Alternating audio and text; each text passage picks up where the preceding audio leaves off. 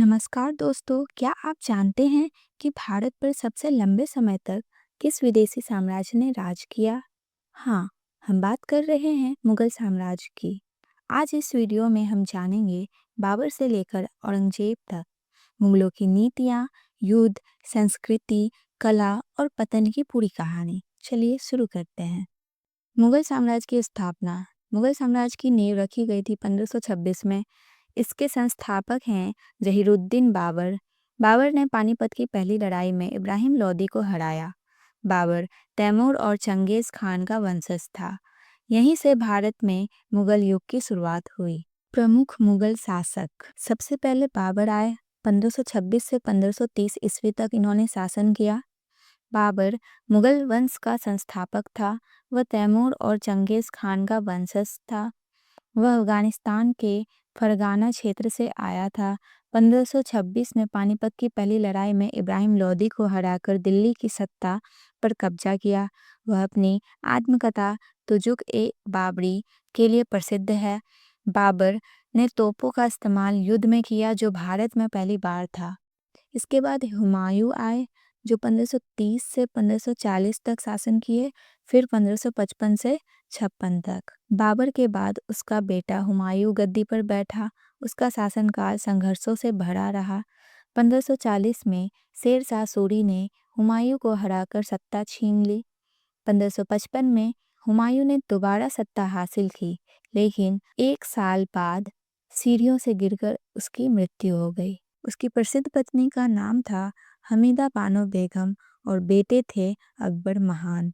हुमायूं के बाद आए थे अकबर, जो 1556 से 1605 ईस्वी तक शासन किए। अकबर को मुगल साम्राज्य का सबसे महान शासक माना जाता है। उसने पानीपत की दूसरी लड़ाई 1556 में हुमायूं को हराया।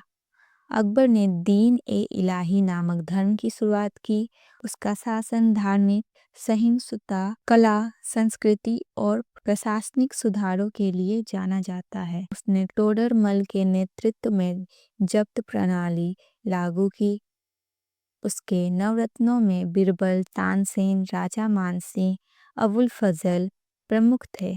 अकबर के बाद आए थे जहांगीर, जो 1605 से 1627 तक शासन किए। जहांगीर अकबर का पुत्र था।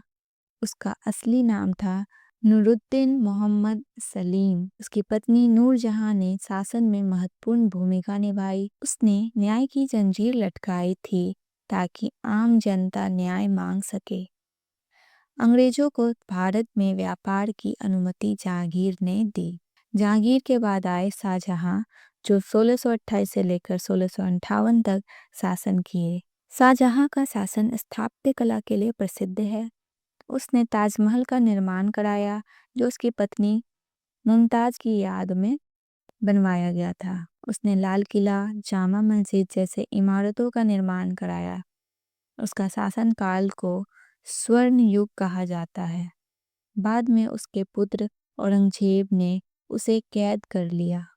शाहजहां के बाद आए औरंगजेब, जो 1658 से 1707 ईस्वी तक रहे। औरंगजेब आखिरी शक्तिशाली मुगल शासक था।